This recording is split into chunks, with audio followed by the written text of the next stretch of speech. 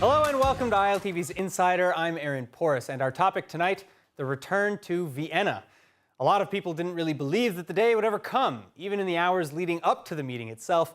But world powers taking the first step Monday, November 29, towards renewing JCPOA nuclear agreements with Iran.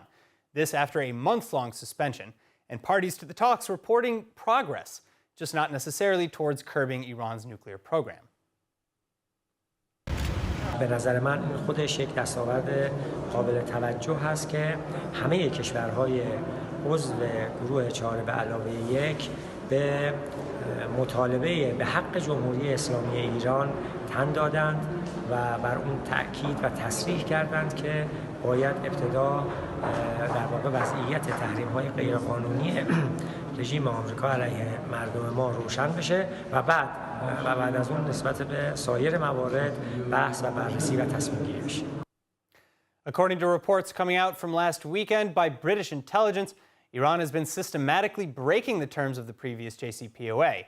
And while the world is hoping for a new deal, Israel is less optimistic and is calling on the world not to award Tehran. Today, Iran will be arriving at negotiations in Vienna with a clear goal: to end sanctions in exchange for almost nothing. Iran won't just keep its nuclear program. From today, they'll be getting paid for it. Iran doesn't hide its intentions. Just a couple of days ago, the senior command of Iran's armed forces declared, and I quote, "We will not back off from the annihilation of Israel, not even 1 millimeter." Just this week, the Iranian regime shot its own people on the streets of Isfahan for having dared to protest the lack of water in their country. Yes, they shot their own citizens just for being thirsty. Such a murderous regime should not be rewarded. The intelligence is clear, it leaves no doubt. A nuclear Iran will thrust the entire Middle East into a nuclear arms race. We will find ourselves in a new Cold War, but this time the bomb will be in the hands of religious fanatics who are engaged in terrorism as a way of life. The world must prevent this, and it can prevent this. Tighter sanctions, tighter supervision, conduct any talks from a position of strength. So what are we expecting from the New Deal? Could Iran be trusted? And what's the real interests behind those who want the JCPOA to work most? Joining us today to discuss is the president of the Jerusalem Institute for Strategy and Security, Professor Ephraim Inbar, and columnist for Newsweek and editor of HistoryCentral.com, Marc Schulman. Marc, Ephraim, thank you both so much for joining us again. Now, Marc, I actually do want to start with you. How do you see these negotiations as different to those in 2015 in terms of coming into the deal and what the P5 or P4+1 powers today are hoping to get out of it? Okay, so first of all, when the deal was made in 2015, the Iranians were further back in terms of the nuclear development. Since the United States left the agreement, single-handedly, the Iranians have gone forward, and they're much closer than they were in 2015. In 2015, the United States had China and Russia on its side, and sanctions were working, although there was a fear that they may fall apart. And that's part of the reason that the Obama administration went into negotiations, because it wasn't clear that Russia and China would continue with sanctions. At the moment, this is a last-ditch Hail Mary effort to try to get the Iranians back into the agreement after the worst foreign policy decision Israel ever made and the worst decision of the Trump administration of unilaterally leaving the agreement. Because now we're much worse off. We don't have too many options. There is very little other than standing strong and trying to convince the Iranian regime to go back and go back to some version of where they were in 2015, which is highly unlikely. It's possible, but it's highly, highly unlikely. Sanctions have not worked. And there's no reason to think they'll continue to work at this point. As long as China and Russia aren't 100% on board in terms of sanctions, they will never work, I'm afraid. And so we're in a terrible situation. There is a limited number of things that could happen. Obviously, there's some commercial interests that want to remove sanctions so they can do business, and we have to make sure and do our best that that doesn't happen. Obviously, removing sanctions without the Iranians agreeing to move backwards in terms of their program and give up some of their enriched uranium and all sorts of other things is a prerequisite to any new agreement. Will the world stand? I don't know. I really don't. We're in a terrible, terrible situation. I think we have to assume the worst. And the greatest likelihood is that the Iranians will continue to be either at the verge of having a nuclear bomb or actually having a nuclear bomb in the next year or less. I don't see this set of negotiations amounting to very much and coming to any sort of agreement that's workable or helpful to the current situation. So, Professor Inbar, going off of what Marc just said, especially with Israel releasing intelligence recently saying that Iran is really just weeks away, a short technical jump from enriching their 60+% enriched uranium to 90%, which is weapons grade. They're saying they're only weeks away from really accomplishing something like that. And again, that is way beyond the 3.6% enrichment that was capped in the JCPOA from 2015. And you can't get rid of Iran's knowledge in this sector. Even if they do agree, for whatever reason, to reduce their enrichment and reduce their stockpiles. So what is the point, really, of these negotiations, of these renewed negotiations? The point is quite clear. The world wants negotiations because they don't want to do anything about Iran. And as long as there are negotiations... So that's what I'm getting at. You mean that, if I were to add to what end, you'd say there is no end. It's lip service. It's just for us, here at home to say, oh, good job, the governments are doing something? It's not for us. It's also for the domestic audiences. After all, President Biden has promised that Iran will not get a bomb. The Brits and the French did the same. So it's basically for internal consumption and to try to keep Israel away from military action. As long as there are negotiations, of course, Israel will have less legitimacy to attack the nuclear installations in Iran. This is typical diplomatic activity. The process is important, not the end result. So do you think that there's... go ahead, Marc. Look, the reality is, unfortunately, we don't have a real military option. We claim we do, but we really don't.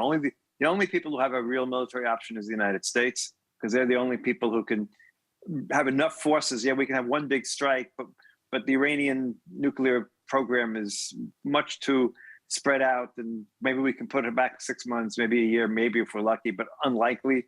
Only the United States can have the sort of firepower that can keep attacking and destroy their program. And the United States is not going to.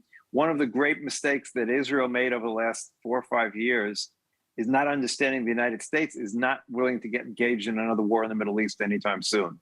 And it doesn't make a difference. Maybe, God forbid, for our defense directly, maybe. I don't even know about that. But that's the reality of America. It was war-weary, isolationist in its leaning, more or less. And therefore, no one should expect the United States to go to war with Iran. They didn't go to war with North Korea. And the North Koreans, of course, now have nuclear weapons, and that nuclear arsenal has been growing. Yes, they talk about not allowing the Iranians to get a nuclear bomb, but I don't see what anyone is capable of doing at this point. I don't think there are any more sanctions that can be. They could be attempted more sanctions, but if it didn't work until now, there's no reason to think it'll work at this point. So I think we need to get used to the terrible, terrible fact that due to our miscalculations and everything else, we left an agreement because there was a weak agreement because it sunset after 10 years. Well, guess what? We unilaterally brought it about to sunset after 5 years. And, that's a terrible, terrible mistake that was made. And now we're going to have to live with the consequences, I'm afraid. I don't have a solution. I don't know what we can do other than put more money into our laser defense and all the other things that we can do to defend ourselves. The problem with the Iranian regimes, and Prime Minister Bennett was correct, we're dealing with a rational regime that has an underlying religious component that I think the worst case scenario is if they think they're going to lose power, then I'd be afraid that they might do the ultimate and say, we don't really care if we can destroy Israel. It's worth taking a risk and doing what might bring our own destruction as well. And that's what we all have to fear. So, Ephraim, coming back to you, again, with everything that we're discussing here, which makes it sound like the United States really doesn't have a dog in this race other than FaceTime and good publicity to the American public. What else really is the United States' interest here then in forming this deal? Because at least to me, I would imagine that the Biden administration would get better reception to strong arming and continuing the sanctions and saying, you know what, we're not going to capitulate to Iranian demands. Am I wrong? You are very wrong. After all, the Iranians dictate. As Americans, you stay outside the room. You do not participate in the negotiations. They dictate the terms of this meeting. But that's exactly what I mean. You know, why would the United States go along with this?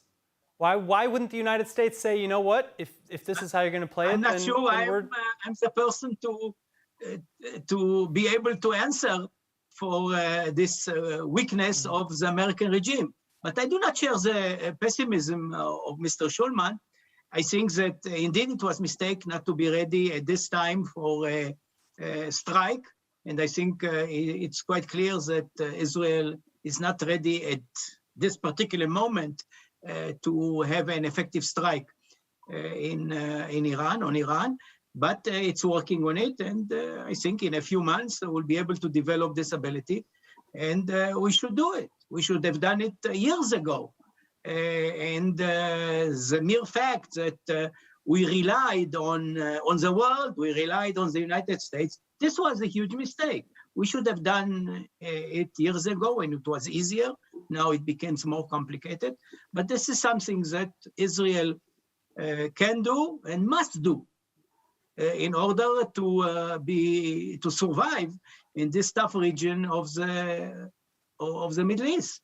And Iranian further progress toward the bomb will destroy also the Abraham Accords and will destroy the peace treaties with Egypt, with Jordan.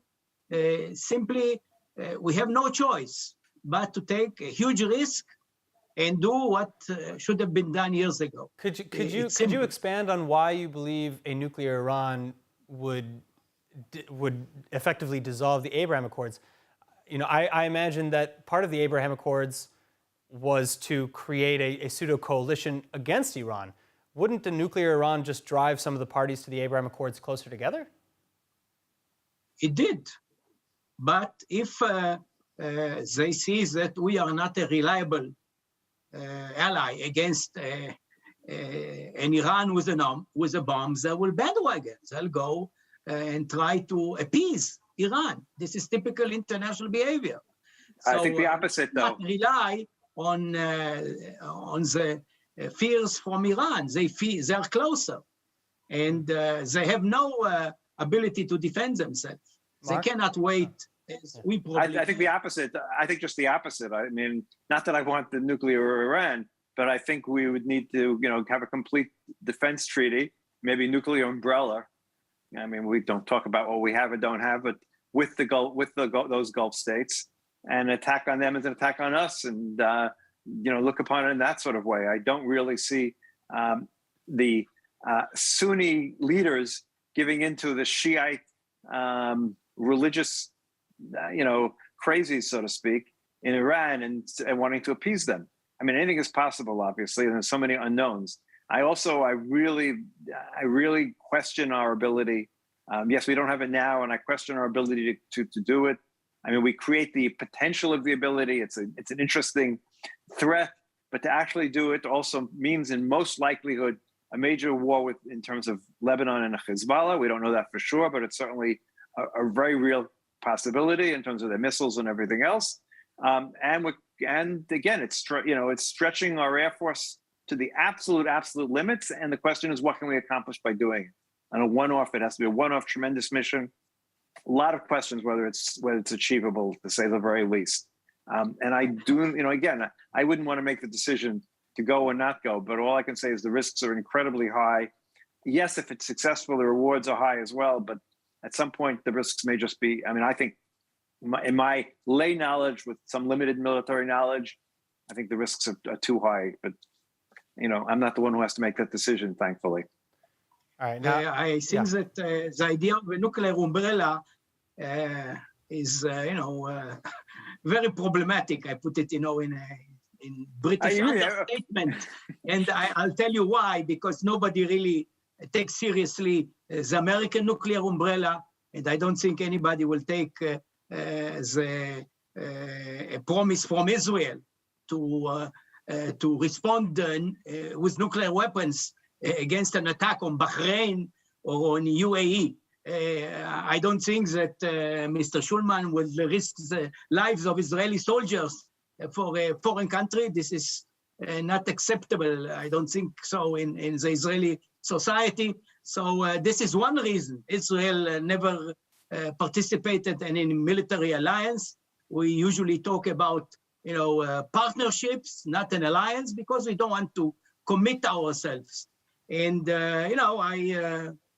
I'm a former paratrooper, and I think that there is not such a thing as an impregnable target with enough ingenuity and willingness to bear casualties. It's possible, and yes, we may pay a price, but the price is right. I don't think that Israel can live in this region with a nuclear Iran. We cannot emulate the type of relationship that was between the Soviet Union and the United States of America. Mad, this doctrine is mad, is not serious, and we should make sure that the Middle East remains without nuclear weapons, particularly not in the hands of a regime such the one in Iran. And we should be aware that this regime will not continue forever. The evil empire, eventually, Russia of Soviet Union disappeared. And I think that, I don't hold my breath, but I think that eventually the Iranian regime, which brings such misery upon the Iranian people, will disappear, and we'll see something different, which could be a better partner for Israel. After all, we should not forget that Iran was once a partner, a strategic partner to Israel in the high days of Pan-Arabism, Nasserism, and so we should do everything. It is a risk, definitely, but if we want, to be safe and to have a safe country for our children and grandchildren, we should do everything in our hands to remove this existential danger.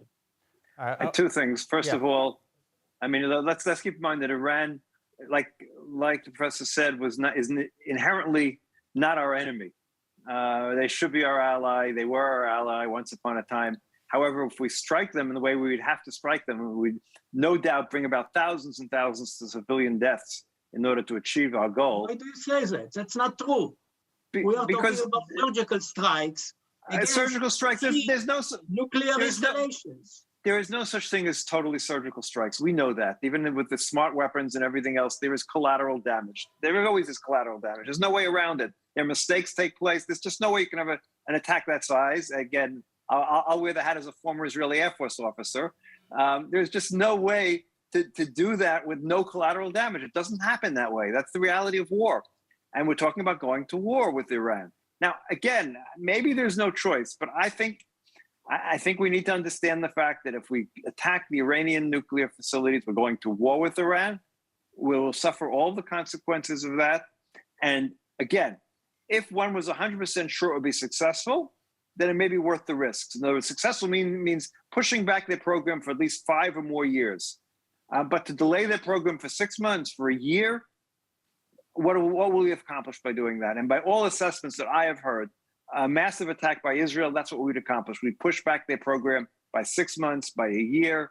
We would not destroy their program in totality, because so much of it is knowledge and some of it is in places that'll be very hard for us to strike. So I am very, very pessimistic, let's put it that way. The first piece I wrote 10 years ago, when I first returned to Israel after not being here for a number of years, was Israel needs to up its defensive game. And that was before Iron Dome had become a major factor. I think we need to put a lot more effort into that, into our laser defenses that are 2 or 3 or 4 years away. We need the most to protect our country in as many ways as possible. I understand nothing is hermetic, but that's the direction I feel we're going to have to go, because I don't see too many other options. And I do not expect, I mean, the worst case scenario, to go back to Vienna for a moment, the worst case scenario is an agreement by the powers for Iran theoretically to freeze where they are now, and removing the sanctions would be the worst case, because they're too far along at this point. The only agreement that would be possibly acceptable is a turn back to where they were in 2015, maybe a little bit more or something. But that's the only thing, and I don't think the Iranians are going to agree to that. So I see nothing coming out of Vienna that's good for us and good for the world, quite frankly. So I'm very pessimistic and worried. All right. The argument about accumulated knowledge in Iran is also problematic. After all, we are talking about maybe a few hundred people that have the knowledge. And if we take a look at the experience of World War II, many of the German scientists were taken into the United States or taken to the Soviet Union. Some were eliminated. We are very good at doing elimination. And I don't think it's a problem to eliminate, a number of key personnel that is, connected to the nuclear project, and then the knowledge disappears. We know, of course, that historically this has already happened. Given the assassination of Mohsen Fakhrizadeh about a year ago. But of course, this, as we've discussed, has its own challenges, and it may not work forever, or even for a very long time, and that is, of course, a large concern. In any case, I want to thank you both so much for joining us. It has been an absolute pleasure to get your insights. And everybody watching at home, again, I'm Aaron Porras, and please tune in next time on Insider for more on everything Israel. If there's a topic that you would like us to cover next, let us know about it in the comments sections online. And finally, for more of the latest updates from Israel, make sure to subscribe to our newsletter at ILTV.tv and sign up for our brand new streaming platform, ILTV+. We will no longer be showing full episodes on YouTube or on social media. Thank you again, be well, happy holidays.